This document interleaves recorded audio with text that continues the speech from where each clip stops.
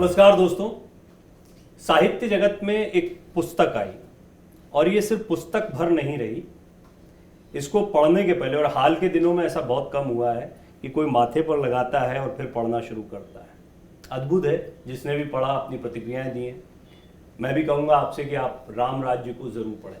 नाम सुनते ही आप समझ गए होंगे। लेखक हैं आशुतोष राणा। 2 राज्यों ने अखिल भारतीय साहित्य अकादमी पुरस्कार से नवाजा है इस कार्य। पुरस्कार महत्वपूर्ण होते हैं, लेकिन इससे अंदाज़ा लगा सकते हैं कि क्या होगी इसकी गहराई, क्या कुछ है इस पुस्तक में जो लोगों को इतना छूता है। बताने के लिए मेरे साथ खुद आशुतोष राणा इस वक्त मौजूद हैं।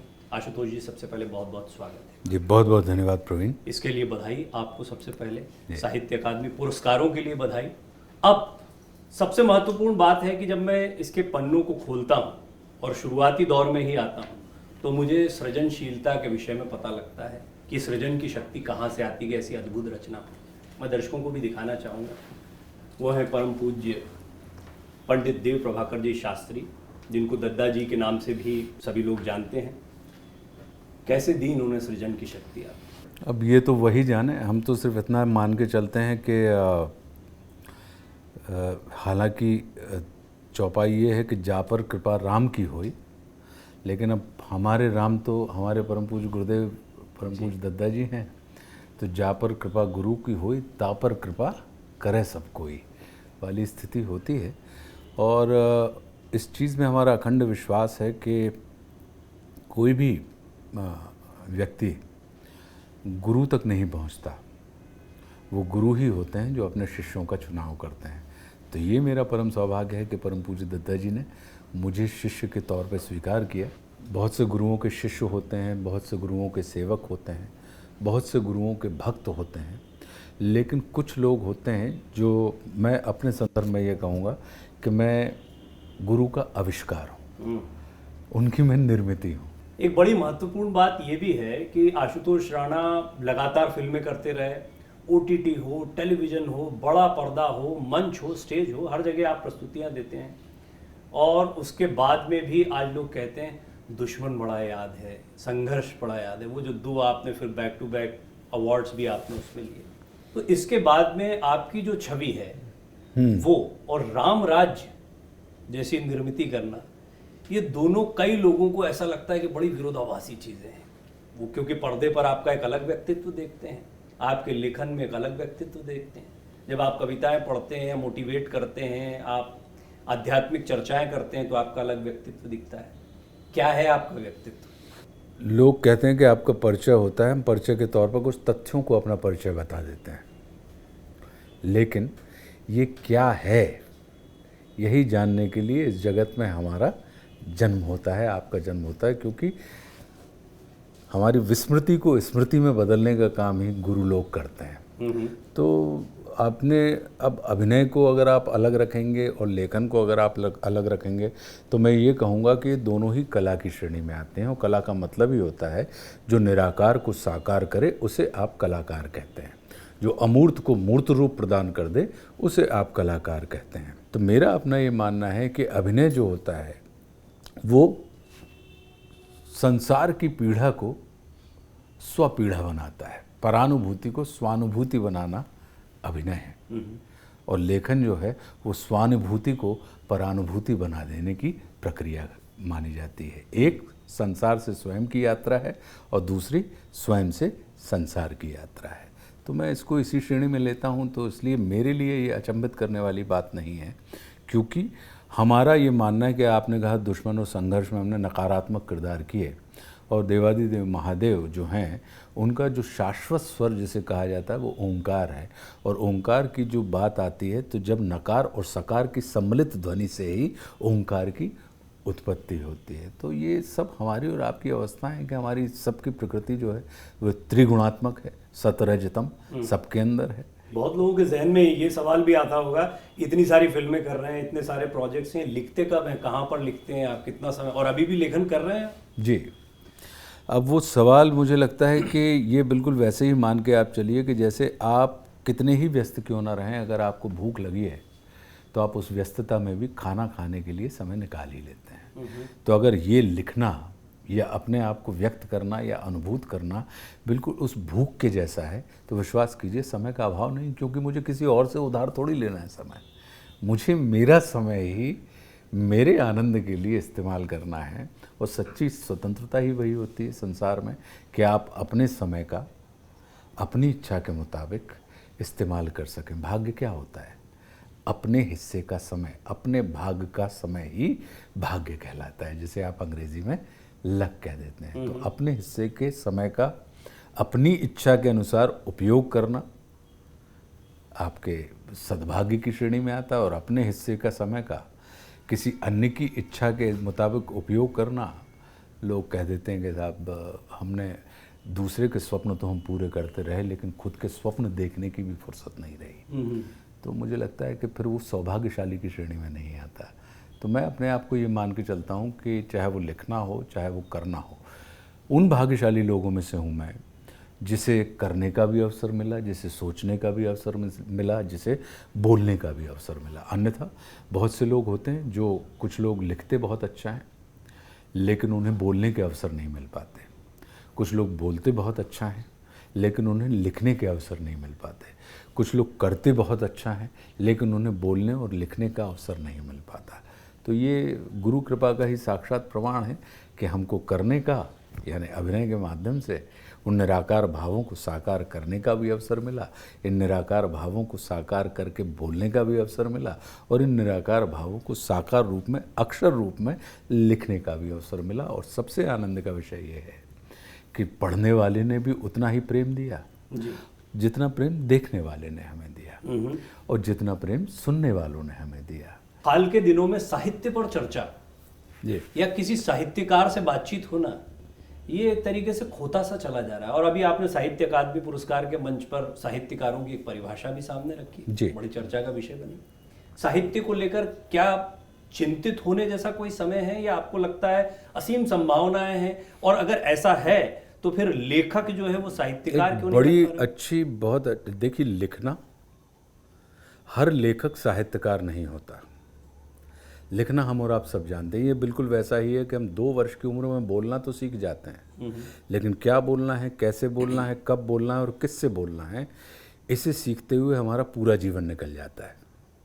तो ये बिल्कुल वैसा ही है कि लिखना तो हम सीख जाते हैं, लेकिन जैसे आप साहित्य कहते हैं कि साहित्यकार जिसमें सबका हित समाहित हो, ऐसी जब तमाम चीज़ों की और विचारों की पुंजिका आप निकाल कर रखते हैं, तब कहीं वो साहित्य की श्रेणी में आता है, जो तब भी प्रासंगिक था जब लिखा गया, वो जब भी प्रासंगिक है जब पढ़ा जा रहा है, और वो आगे भी प्रासंगिक रहेगा। तब कहीं जाके आप उसको साहित्य की श्रेणी में कहीं ना कहीं हम और आप रखते हैं। मेरा ये मानना है कि इस पर चिंतित होने की इसलिए आवश्यकता नहीं है कि एक बड़ा अच्छा वाक़या है कि जब जवाहरलाल नेहरू जी प्रधानमंत्री थे और किसी मंच पर श्री रामधारी सिंह जी दिनकर भी मौजूद थे, और अचानक नेहरू जी चढ़ रहे थे और वो लड़खड़ाए सीढ़ी चढ़ते हुए, और दिनकर जी ने उनको गिरने से थाम लिया और उन्होंने कहा कि जब जब सत्ता लड़खड़ाती है तब तक साहित्यकार ही उसे थामता है। तो मुझे लगता है कि जो स्वयं चिंतन के विषय हों उनके ऊपर चिंता हमें नहीं करनी चाहिए। तो साहित्य तो चिंतन का विषय है, चिंता का विषय बिल्कुल भी नहीं है। फिल्मों के बारे में क्या चुनाव इसी अंदाज से करते हैं? आपको लगता है फिल्में भी उस स्तर की बन रही हैं, या फिर उनमें भी आपका चुनाव, क्योंकि आप लेखन के विषय में जो कुछ कह रहे हैं वो आपके व्यक्तित्व के नजरिए से फिल्मों पर भी लागू होता है? जी बिल्कुल, मैं फिल्मों के बारे में चुनाव ये करता हूँ, मेरी कोशिश ये रहती है कि मैं ऐसे कोई किरदार दोबारा ना करूँ जिसे मैंने अभिनीत किया है। अगर दुश्मन में मैंने रेपिस्ट का किरदार किया तो फिर वो संघर्ष का लज्जा शंकर जो था उसका दूर दूर तक वासना से कोई संबंध नहीं था, उसकी दौड़ अमृतत्व की थी। अगर संघर्ष का लज्जा शंकर है तो वो शबनम मौसी की शबनम मौसी से बिल्कुल जुदा है। उसमें कहीं पे भी आपको गोकुल पंडित और लज्जा शंकर नहीं मिलेंगे। अगर फिर आप हासिल पे जाते हैं तो गौरी शंकर पांडे का जो किरदार है फिर उसमें वो बिल्कुल जुदा है। अगर आप रिसेंट फिल्मों में आके देखेंगे कि हम्टी शर्मा की दुल्हनिया या धड़क, तो हम्टी शर्मा के सिंह साहब और धड़क के राजा साहब, इन दोनों की फितरत, इन दोनों की तबीयत, इन तमाम चीज़ों में बहुत अंतर है। अगर आप, उन्होंने कहा कि पुलिस के किरदार भी मैंने कई किए हैं, तो सोनचरैया का पुलिस वाला, खाकी का पुलिस वाला, सिम्बा का पुलिस वाला, अगर आप ये देखें, ये हैं सब पुलिस वाले, लेकिन सोन चिरैया का जो पुलिस वाला गुज्जर है, वीरेंद्र सिंह गुज्जर, वो सोन चिरैया के नित्यानंद मोहले से बिल्कुल अलग है। और नित्यानंद मोहले जो है वो मुक्तेश्वर पांडे से, खाकी वाले किरदार से बिल्कुल जुदा है। तो कहने का अर्थ ये है कि जिस किरदार को हमने किया उसे दोबारा रिपीट करने की हमारे अंदर इच्छा नहीं हुई, और ये गुरुदेव भगवान की कृपा रही कि हमारे अंदर वो धैर्य दिया। क्योंकि सिनेमा हम करते ही सिर्फ इसलिए थे, या करते ही हम इसलिए हैं कि जब हमारे पास पैसे ख़त्म हो जाते हैं तो हम सिनेमा कर लेते हैं, और जब पैसे आ जाते हैं तो फिर हम सिनेमा बंद कर देते हैं। तो कहने का अर्थ ये है कि इसको हम, ये जीविकोपार्जन है, हमारी जीविका का साधन है। तो जीविका के साधन, लेकिन ये जीवन क्या है? जीवन इससे, और उसी की तलाश में कहीं ना कहीं कोई शिष्य अपने गुरु का आश्रय धारण करता है। और ये हमारा परम सौभाग्य है कि हम सर्व समर्थ गुरुदेव परम पूज्य पंडित श्री देव प्रभाकर जी शास्त्री के कृपा क्षेत्र के हिस्से रहे। तो ये अगर देखा जाए तो गुरु जो करते हैं वो आपसे ही आपके ब्रह्मांड का परिचय कराते हैं, वो आपको आपसे ही जोड़ते हैं। जो आपका सर्किट है जी, उसी को आप वो वापस जोड़ देते हैं। तो मुझे लगता है कि संसार में हर व्यक्ति, हम दुनिया को तो ढूंढ लेते हैं लेकिन हम खुद को नहीं खोज पाते, और यही हमारी बेचैनी का कारण है। इसलिए क्या होता है कि हम सफलताओं के उत्तुंग शिखर पर खड़े होने के बाद भी अवसाद से ग्रस्त रहते हैं। क्यों? क्योंकि हमने अपनी ज़िंदगी के लक्ष्य तो पूरे कर लिए, लेकिन ज़िंदगी का उद्देश्य हम पूरा ना कर पाए। बहुत खूब। तो जो पर्पस ऑफ लाइफ और टारगेट ऑफ लाइफ के बीच में जो अंतर होता है, तो हमारी और आपकी ज़िंदगी के पर्पस कुछ और होते हैं। योजनाएं इस प्रकृति ने बनाई हुई हैं, कोई उसे प्रकृति कहता है और कोई उसे परमात्मा कह देता है, और कोई उसे विज्ञान कह देता है, तो कोई उसे ध्यान कह देता है। तो योजना बनाने का काम उसका है, और हम और आप सब यंत्र हैं। उस योजना को कार्य रूप में परिणत करने का काम हमारा है। अंतर इतना हो जाता है कि योजनाएं हम बनाने लगते हैं और कार्य रूप में परिणत करने की जिम्मेदारी उस प्रकृति, उस परमात्मा, उस विज्ञान के हाथ में सौंप देते हैं। तब इसलिए आओ लच्छू जाओ लच्छू, ने एते कच्छू ने होते कच्छू। तो ये वाली जो स्थिति हमारी खड़ी होती है, तो हमारा ये मानना है कि हम यंत्र हैं, उसने योजना बनाई हुई है, और योजना के मुताबिक आपको कार्य रूप में परिणत करना है। अच्छा, मैं एक बहुत दिलचस्प पहलू आपको आशुतोष जी के जीवन का बताना चाहता हूँ। यूँ तो बहुत सारे अभिनेता हैं, बहुत सारे स्टार्स देखते हैं, लेकिन जनता से सीधा संवाद करना और उसके प्रयास करना, ये मैंने वर्तमान समय में उनका एक अभिनव प्रयोग देखा है। आप डिजिटल मीडिया पर, यूट्यूब पर जिस तरीके से आए, पंचतंत्र वन आपने अपना मेरा एक चैनल भी शुरू किया जी, और इस चैनल के जरिए मैं देख रहा हूँ कि आप बिल्कुल एक आध्यात्मिक विचार या युवाओं से संवाद करने का प्रयास कर रहे हैं। ये किस तरह का प्रयास और इसकी आवश्यकता क्यों महसूस होती है? आप तो स्टार हैं, बड़े पर्दे पर आ रहे हैं, मंचों पर जा रहे हैं, पुस्तकें लिख रहे हैं, ये डिजिटल मीडिया के जरिए इस तरह का कंटेंट देने की क्या आवश्यकता महसूस हुई? हम और आप, अगर कोई संसार में ये कहे कि हम आत्मनिर्भर व्यक्ति हैं, तो ये बहुत बड़ी गलतफहमी में हो, और इस अहंकार से हमको आपको मुक्त हो जाना चाहिए। हमारा आपका सबका जीवन परस्पर निर्भरता के ऊपर है। हम एक दूसरे के प्रति निर्भर हैं जी। तो ये जो निर्भरता का भाव है, इस कारण ये जो हमारे और आपके व्यक्तित्व, किसी के भी व्यक्तित्व का निर्माण जो होता है, वो ये जगत करता है। तो जगत ने अगर आपका निर्माण किया है, तो इस निर्मिति की जिम्मेदारी होती है कि वो अपने हिस्से का उस जगत को लौटाए। तो जैसे जगत समुद्र की भांति देख के भूल जाता है, ऐसे ही इस निर्मिति को बादल की भांति लेकर याद रखना चाहिए और उसे लौटाने का प्रयास करना चाहिए। तो हमारा जो यूट्यूब चैनल का जो उद्देश्य है पंचतंत्र वन का, वो सिर्फ यही था कि बहुत से लोग हैं जो पढ़ने में रुचि है, तो उनके हाथ में राम राज्य है या मौन मुस्कान की मार है, या हमारे और जो हम अपने जो ब्लॉग्स या फेसबुक के ऊपर लिखते रहते हैं, या छोटी छोटी चीज़ें हम बोलते रहते हैं। और कुछ लोग जिनको श्रव्य और दृश्य दोनों में जिनकी रुचि होती है, तो जो बात हम अपनी कहना चाहते हैं, जो हमें वहाँ से मिला हुआ है, तो उसको हम पंचतंत्र वन के माध्यम से हम लोगों के सामने अपने विचार, वो शाश्वत सत्य नहीं है, वो मेरा अपना दृष्टिकोण है। मैं अपने दृष्टिकोण को आपसे साझा कर रहा हूँ।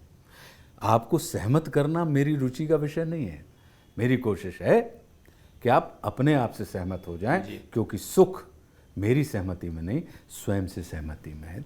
ये जो युवा हैं, ये किसको सुने किसको ना सुने के बड़े कंफ्यूजन में है। इतने सारे लोग आ गए, इतने मोटिवेटर्स हैं, सब अपनी अपनी बात कह रहे हैं, अपने अंदाज से कह रहे हैं, दूसरों को खारिज करते दिखाई दे रहे हैं। ये भी एक बड़ा एक आप देखिए कि आयरनी है ये। तो आपको क्या लगता है किसको सुने, ये आप जरा युवाओं को एड्रेस करें, कौन सही कौन मेरा गलत, कैसे ये मानना है कि हमारा पूरा का पूरा जीवन जो है दूसरों की सुनने में जाता है।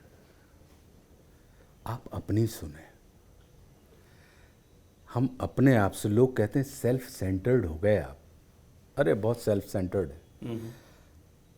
ये इतनी अच्छी बात को हमने बहुत गलत तरीके से प्रचारित किया है। हम सेल्फ सेंटर्ड ही तो नहीं है, इसीलिए तो ये इस किस्म का हैवॉक है, बिखराव है।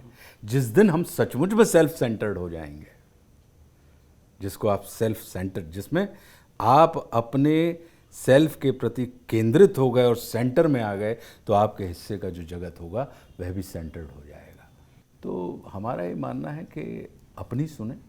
एक बड़ा अच्छा शेर है राजेश रेड्डी का कि जिंदगानी हमारी अब इस मोड़ से लेके जाती है किस मोड़ पर देखिए, और जब कहीं कोई रास्ता दिखाई ना दे, दिल जिधर कह रहा हो उधर देखिए। तो ये जो बात है, तो सबकी सुने, लेकिन अपनी सबसे पहले सुने। सबको किए गए वादे पूरे करें। हम अक्सर क्या होता है कि हम जगत से किए गए वादे तो पूरे कर देते हैं, लेकिन स्वयं से किया गया वादा हम पूरा नहीं कर पाते हैं। जब हमारा स्वयं का शरीर हमारे नियंत्रण में नहीं है, हमारा पैर हमारी बात नहीं मान रहा, तो हम दूसरे से अपनी बात मनवाने के लिए जिद पे क्यों अड़े हुए हैं? तो सबसे पहले जब हम स्वयं की ही नहीं सुन रहे हैं, तो हम कैसे चाहेंगे कि दूसरा हमारी बात सुने? तो जब हमें स्वयं की सुनने की आदत हो जाएगी, तभी हमारे अंदर सुनने का शऊर पैदा होगा और हम सामने वाले की भी सुनना शुरू करेंगे। और जब जिस पल हम सुनना शुरू करेंगे, तो समझने की पहली प्रक्रिया होती है सुनना।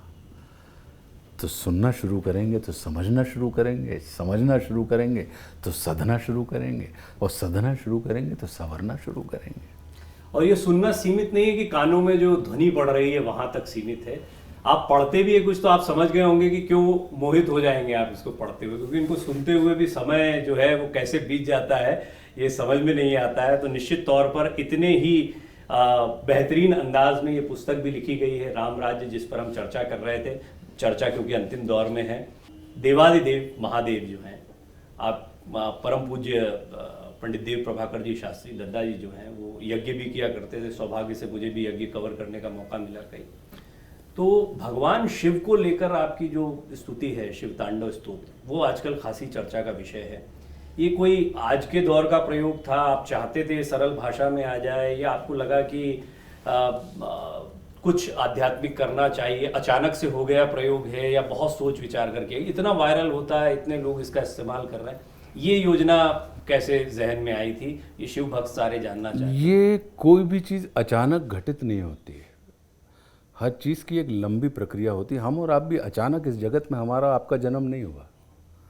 लोगों को देखकर, मोटे तौर पर देखकर लग सकता है कि अचानक आ गए, लेकिन हमारी एक परंपरा है, आपकी, हमारी, सबकी, जितने भी लोग हैं, एक परंपरा चल रही। तो ऐसे ही विचारों की भी एक परंपरा होती है, और विचार कब कार्य रूप में परिणत लेकर साकार हो जाता है वो निराकार से, उसकी समय सीमा या निर्धारण भी कहीं ना कहीं प्रकृति की इच्छा के अनुकूल होता है। तो ये हमारे अंदर चलता रहता था, क्योंकि हमारे गुरुदेव भगवान दद्दा जी जो थे, वो हर का निर्माण करते थे और हरि की कथा सुनाते थे। तो हरि हरात्मक की जो बात है, तो देवादिदेव महादेव का जो मूल स्वरूप है, अगर आप देखें तो इतना अद्भुत है कि जिसने बनाया वो उसी के हो गए, और जहाँ बनाया वहीं के हो गए। ये जो उनके अंदर जितनी भी विसंगतियाँ हैं जी, उनका खुद का वाहन कौन है?